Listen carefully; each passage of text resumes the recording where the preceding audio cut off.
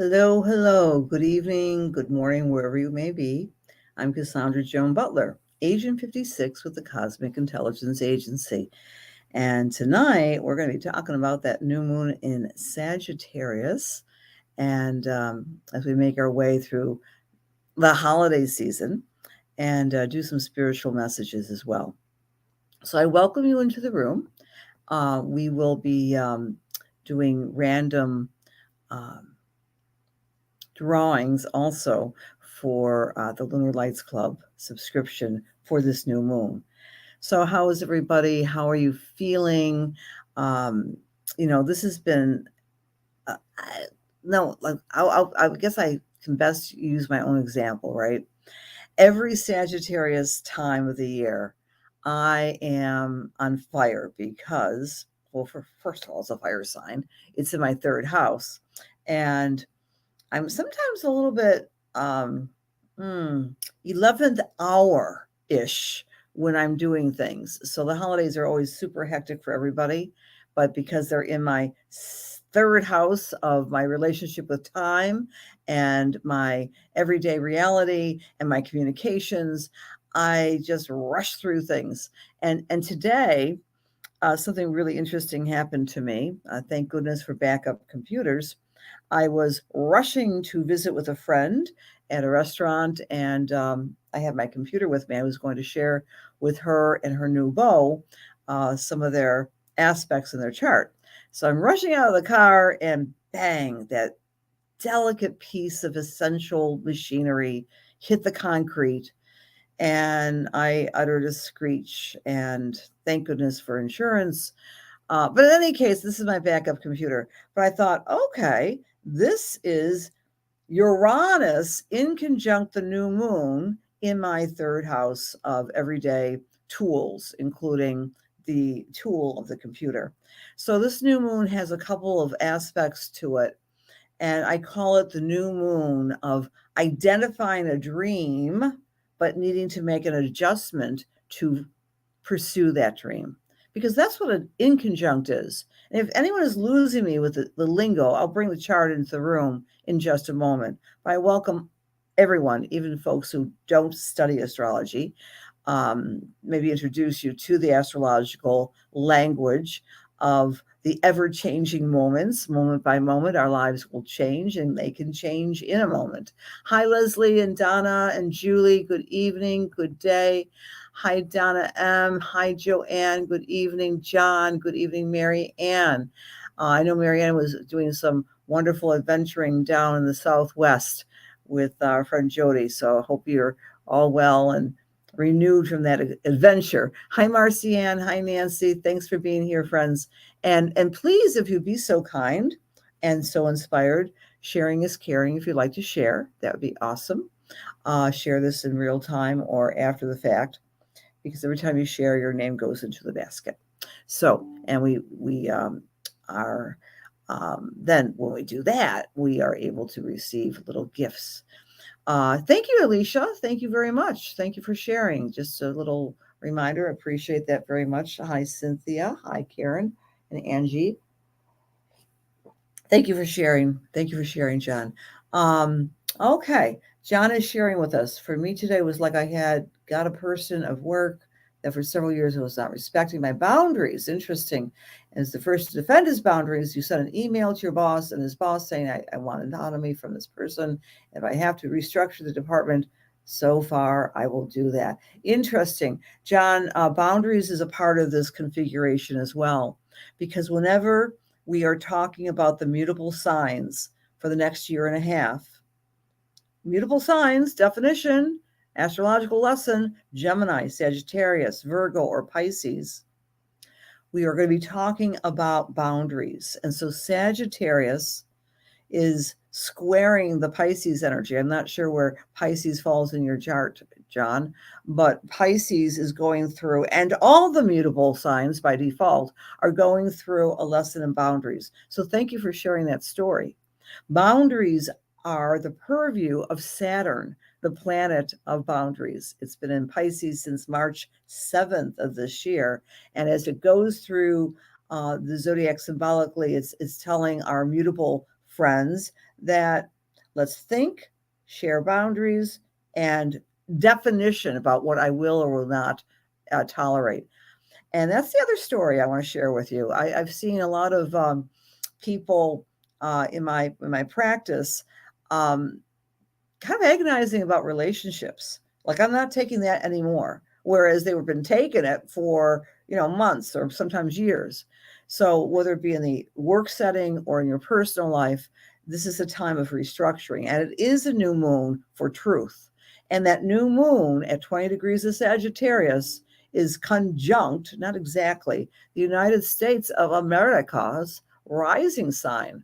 Remember, the rising sign is the boundary of a person, a place, or a thing.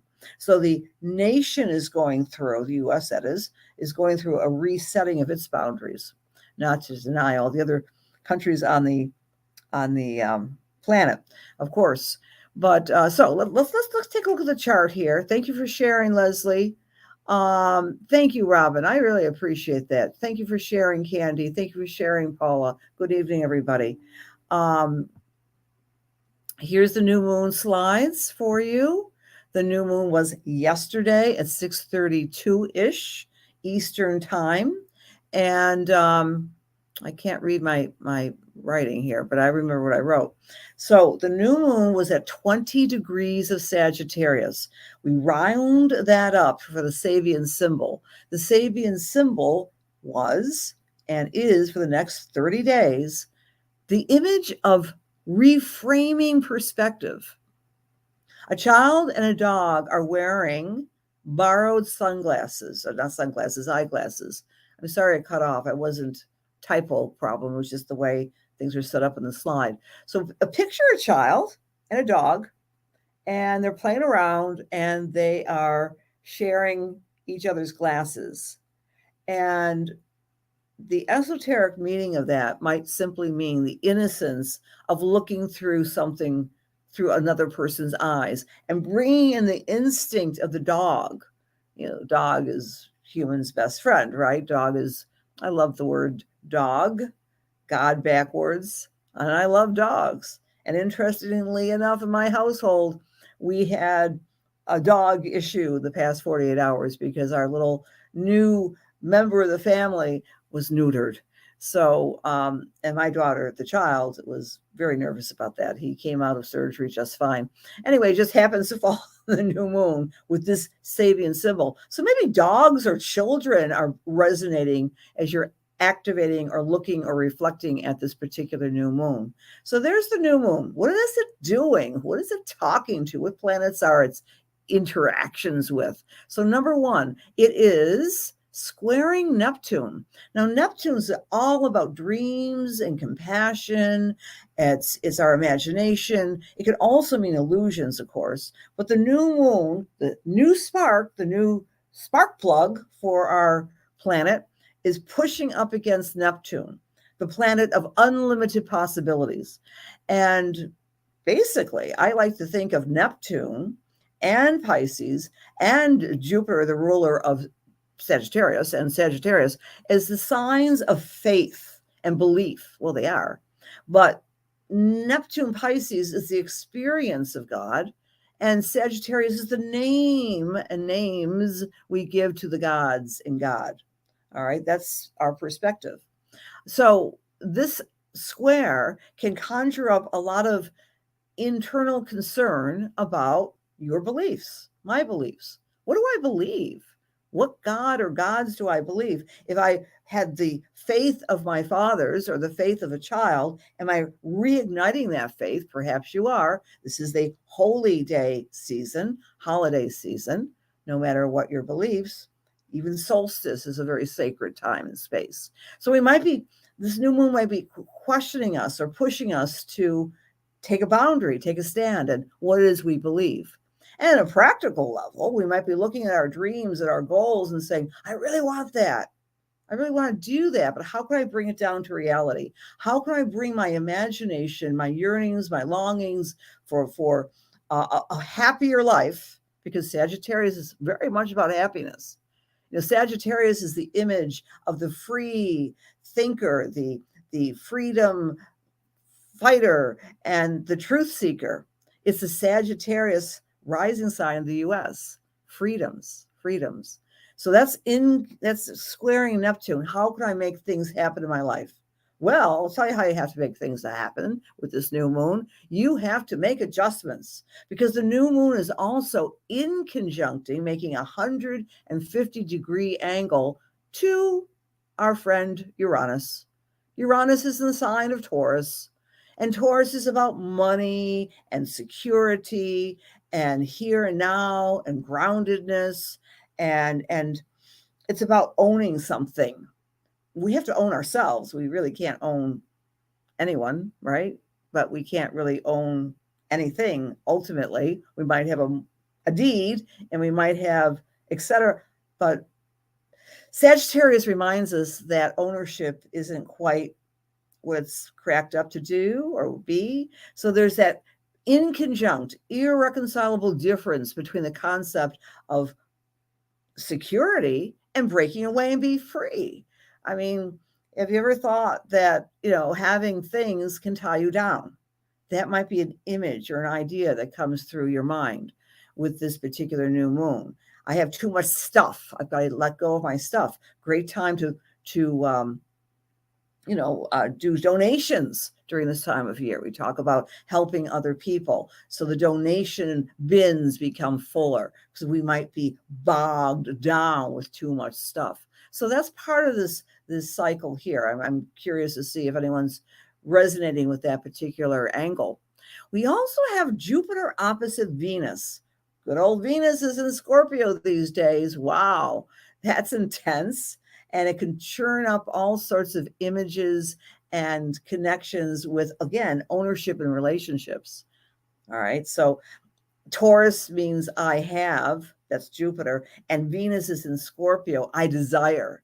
I might desire to have more of you, darling. So you can't go out with your friends. I think what can come up with this, with the shadow side of that we may be feeling it's me or not me. Are you with me or are you against me? So that can have a little troubling aspect in relationships. I've seen this in my practice this past week, but also it can also mean that I need to have some reassurance. I need to have you tell me you love me. I need to have some hugs, some Taurus hugs, and perhaps, put your money where your mouth is. Oh, really? You're my best friend? But I'm needing a loan right now. Can you please may I borrow some money from you? Whatever that might mean to you, it's this polarity because Venus is love and also money is opposite. We also have Mercury opposite Vesta. Now, get ready for this, friends. Mercury's going retrograde in a few hours, tomorrow, depending where you are on the planet. And as Mercury goes retrograde, we all know what that means. It simply means that when you buy something for someone for the holidays, it might not be the right size. No, it means more than that. Mercury retrograde means that we cognitively go within and we scrutinize our thoughts is one thing. Oh my goodness. Or your computers could have a breakdown. Hello, I broke my computer today. You can't make this stuff up. And I'm not a careless person. It slipped out of my hands, went on the concrete, and there you go. But I've got this beautiful backup. It's an old thing, an old computer. But anyway, computers, contracts, you don't want to get divorced or married if you can help it, or sign a mortgage if you can help it during a Mercury retrograde, traditionally. And sometimes you can't help it, but just be aware of that. But at least use the Mercury retrograde time frame to regroup your cognition, to recall and remember and reflect on what it is you really believe in. So that's also going on. But meanwhile, Mercury is opposite Vesta. And here's a suggestion for you. Vesta is spiritual practice. Sometimes the only way we can be kind is to use kind words, right? So watch your wording in the next week or so, because Mercury opposite Vesta can also create some misunderstandings. So kindness counts, especially now with Mercury opposite Vesta. All right. Hello, Mary Grace. Hi, Christy. Dawn, thank you for sharing. Ryan, you get to blame off your problems on other people. Very, very funny and very true. People do that, right, Ryan? Oh, I'll blame Mercury retrograde. Gurjeet, hello, darling. Hello, my Toronto friend. Nice to see you. Hi, Linnell. You're never too late. Okay, that's with you too. Thank you for sharing. I appreciate that. Tiara Ota. I think I said your name. Hi, Norma. Hi, Paula. Thank you all for being here. Thank you. Hi, Jill. Hi, Ars. Okay. You agree with the taking time to put boundaries up, Ryan. Thank you. Thank you for coming in from Washington State, Miss Sunday Elder. Hello, Joanna Levine. Hello. All right. Hi from Beverly, from Berkeley. Hi, Barbara. Hi, Angie. Shared on Facebook. Thank you so much. Oh, John, back to you because you happened to mention about the story in your employment place. Of course, Saturn in your first house is going to help you put up all sorts of boundaries, sir, in the next year and a half. Well, I like sometimes to bring in some of the news of the day. And I thought this was pertinent because the U.S. is a Sagittarius rising, and we have the new moon on the Sagittarius rising, the identity of the United States of America. So today, of course, what? Okay, well, we are. The House is voting to start an inquiry into Biden impeachment process, right? So we're going to be watching out for that. But on the financial end, which is really interesting because that inconjunct was happening to Uranus in Taurus. A couple of things. The Dow closed above 37,000 for the first time ever, okay? As the Federal Reserve is hinting at lowering some of the interest rates. They're talking about next year, of course. Well, it's kind of predictable because it's going to be an election year. We'll be talking lots more about that. Whoa, 2024 is going to be the year like no other. We keep on getting these no other years, right? I thought this was another interesting story that came out today. The Boston mayor was sending out holiday party greetings meant only for people who had color or have color, of color. Of course, that was eliminating people who are Caucasian or white. So that goes back to that Jupiter opposite Venus. Are you with me or are you not with me? A polarization. We got to watch out for polarization in our thoughts with Jupiter opposite Venus, or we might observe polarization out there in the world. So that's something to be looking at. Okay, so this is where the new moon is going to be activating in your chart, friends. If you are Aries or Aries rising, think about this statement. Look, I'm talking too much. Calm down, Cassandra. Think about this statement. How can you bring your dream into a reality, and what are willing to make adjustments for? For the Aries people, it's about travel. It's about getting your message out. It's about marketing yourself. What is your dream trip? We're going to Alaska, by the way, Aries. You might want to come with us, all right, in May. How are you making adjustments to create the dreams in your life? Aries or Aries rising. For Taurus, how are you making adjustments to create more abundance and more money in your world? Literally, it's in the financial house, especially the house of financial adjustment and management, savings, debt, that type of thing. For Gemini or Gemini rising, it's all about your partnerships, right? If you are in any form of significant relationship, what is your dream for that relationship? And what adjustments are you willing to make it work? For our Cancer or Cancer rising, it's all about your health. It's all about maintaining yourself. It's the way you're doing your work. What are you willing to do to adjust to create a more healthy lifestyle for yourself, Cancer? For Leo or Leo rising, it's about fun and play and excitement and tapping into your creative genius. What adjustments are you willing to make more room for that fun in your life, Leo? For Virgo, everybody wants a home base. Everybody wants to have a family of some sort. What adjustments are you willing to make, Virgo, to create more security in your life and start anew? For Libra, it's all about your communication. It's all about the way you're managing your time. You may have a dream that you want to trigger for yourself. Libra rising. What adjustments are you willing to make that dream a reality? For Scorpio, it's about your money. It's about your self-worth and value. Brand new ways of working with those aspects of your life. Now, for Sagittarius, it's all about you. How are you trying to dream a new dream for yourself, for your ability to navigate this world with freedom and happiness? What adjustments do you need to make that true? For Capricorn, what adjustments are you willing to make to create a new sense of inner peace? Inner peace, in my mind, always comes after spending time with yourself, right? Being alone in the silence, praying, meditating, literally reflecting on yourself, being with your own best friend. That's for our Capricorn friends. For Aquarius, is about your friendships. It's about making contacts, your new friends, old friends, being social. What adjustments can you make to make that more a regular part of your life with this new moon? And for Pisces, how are you going to make your career a more tangible reality, the career of your dreams?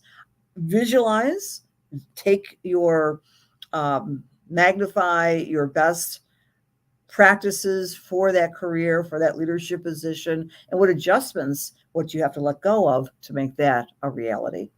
All right, so there you go, dear friends, and thank you for being here today. Hi, Joanna from Orlando, Florida, and I'm trying to say pretty much hello to everybody, but I will be missing some people, I'm afraid. Christy, hi. Linnell. Okay, yes, we're going to do our readings now. So let me know if you want some readings. And dear Joan, my heart to you. Thank you for sharing last week. We're sending you love and light and big hugs. Big hugs to Joan. All right. Okay. I'm going to first pick someone who has shared. And the winner of the new moon in the Lunar Lights Club, all those details are on my website. If you want to be a member of the Lunar Lights Club, please do, because we're going to be having more exciting things in the new year. And the winner who's been sharing is Cynthia Hopkins. Cynthia, are you here tonight? I'm not sure I have your birth information, Cynthia, but please PM me, private message me. I will get that out to you tonight. All right. Here are the message times, and I'm going to close my eyes.